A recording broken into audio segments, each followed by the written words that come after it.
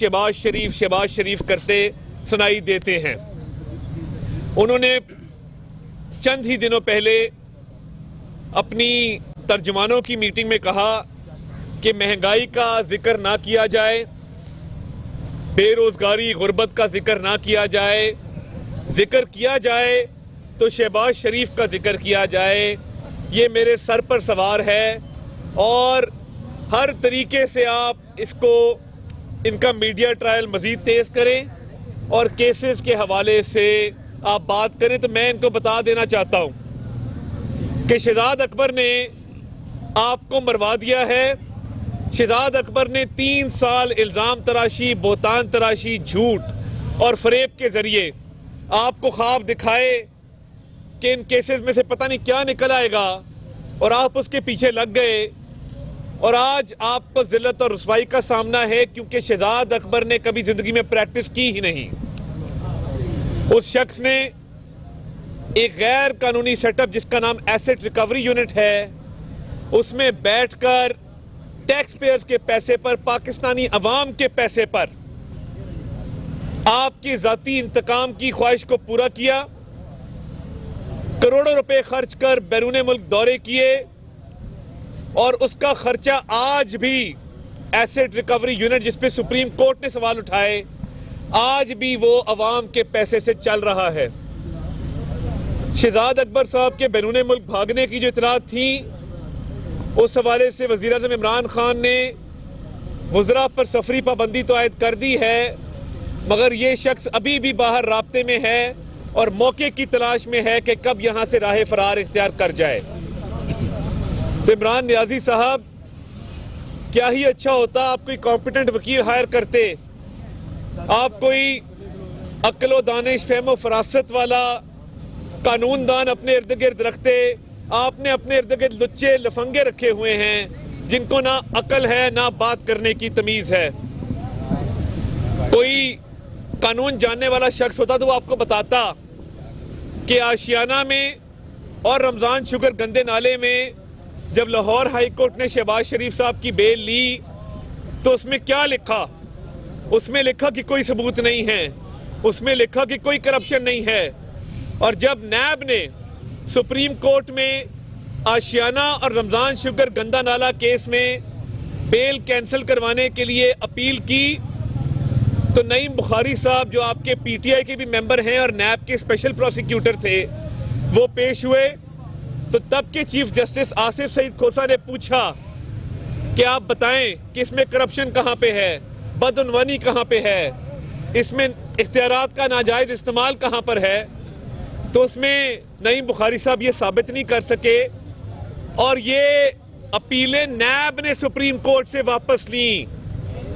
यानी नैब ने शहबाज शरीफ की बेल कैंसलेशन अदम शवाहिद की बुनियाद पर सुप्रीम कोर्ट में बहस करने से गुरेज किया और वो अपीलें वापस ली। और आसिफ सईद खोसा ने कहा कि इसमें शहबाज शरीफ का किरदार एक अच्छे बच्चे का, ही seems to be the good गाय।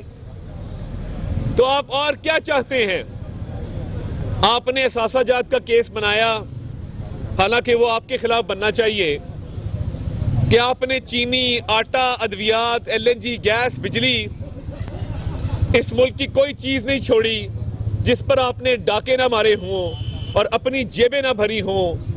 एक केस नहीं है, आप पे केस बनता है बीआरटी पेशावर का, आप स्टे ऑर्डर्स के पीछे छुपते हैं। आप एक के बाद दूसरा स्टे ऑर्डर ले आते हैं क्योंकि आप में ये सकत नहीं है कि आप अदालतों का सामना कर सके। आपका तो एक फॉरेन फंडिंग का केस ही काफी है ये साबित करने के लिए कि आप एक करप्ट शख्स हैं और आपने सारी जिंदगी चंदे और ज़कात के नाम पे करप्शन की है। और फॉरेन फंडिंग में कभी स्टे ऑर्डर, इलेक्शन कमीशन के दायरा इख्तियार को चैलेंज, कभी स्टे ऑर्डर कि इसको सीगा राज में रखा जाए। भाई क्यों सीगा राज में रखा जाए? और इलेक्शन कमीशन का इख्तियार नहीं है तो किसका इख्तियार है? आपको आदत पड़ गई है कि आप अपनी मर्जी के इंक्वायरी कमीशन अपॉइंट करते हैं और अपनी मर्जी का फैसला लेते हैं। ये काम अब नहीं चलेगा। और मैं वाजे करता चलूं कि असासाजात का जो लाहौर हाई कोर्ट के फुल बेंच का ऑर्डर था, उसके अंदर वाजे तौर पर दर्ज है कि नैब की तरफ से करप्शन का इल्जाम तक नहीं है और उस केस के अंदर जो आपने टीटी का राग अलापा हुआ था, 1 रुपए की टीटी नहीं निकली। आपने 3 साल मुल्क कौम का न सिर्फ पैसा जाया किया, वक्त जाया किया, और आज मुल्क तबाही के दहाने पर खड़ा है कि आपके अपने लोग कह रहे हैं कि मुल्क दिवालिया हो चुका है। मैं खानेवाल इलेक्शन में मौजूद था, लोगों की आंखों में खून उतरा देखा है। लोग कहते हैं वो पुराना पाकिस्तान नवाज शरीफ का वापस लाओ, जिसमें चीनी 55 रुपए की थी, आटा 35 रुपए का था, पेट्रोल 70 रुपए का था, जिसमें बिजली और गैस के बिल कम आते थे, जिसके अंदर अद्वियात भी सस्ती थी।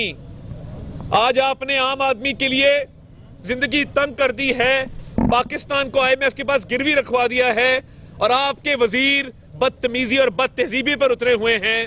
और एक आपने डब्बू रखा हुआ है, ये डब्बू किसी का नहीं है, ये डब्बू हर उस चौखट पर जाता है जहां इसको कोई ना कोई चीज दी जाती है।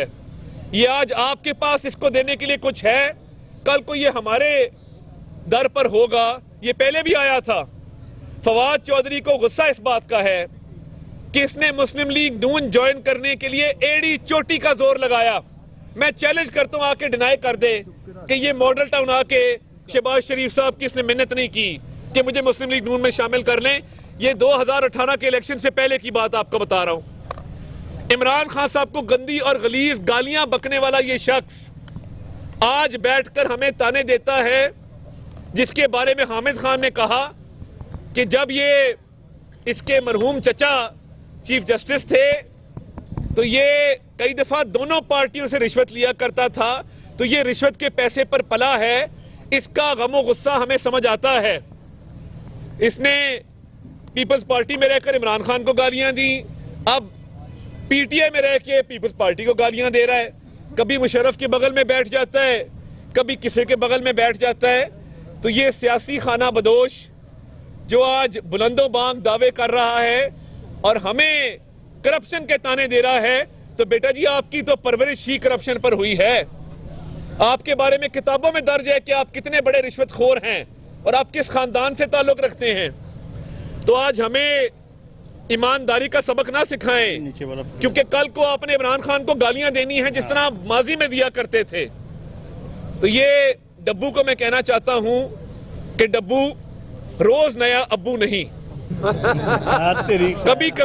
कभी कभी अब्बू एक ही। इसलिए आप जब हमारे पास आए और हमने आपको रिजेक्ट किया तो आपने उस बात का बुरा मनाया है। तो हम आपको नहीं लेना चाहते थे। हमारी सियासी जमात में ऐसे लुटेरों की, ऐसे लोटों की कोई जगह नहीं है। आप अपने आका इमरान खान को खुश कीजिए, मगर हमारी तरफ ना आइएगा, आपको घर तक छोड़ के आएंगे। बहुत शुक्रिया। YouTube पर गूगली न्यूज देखने के लिए youtube.com की सर्च बार में गूगली न्यूज TV टाइप करें। गूगली न्यूज के पेज पर सुर्ख रंग के सब्सक्रिप्शन वाले बटन पर क्लिक करना ना भूलिए। YouTube पेज पर अपलोड होने वाली वीडियोस से बाखबर रहने के लिए बेल आइकन पर क्लिक कीजिए। आपको हर नई वीडियो के बारे में नोटिफिकेशन मौसूल हो जाएगा।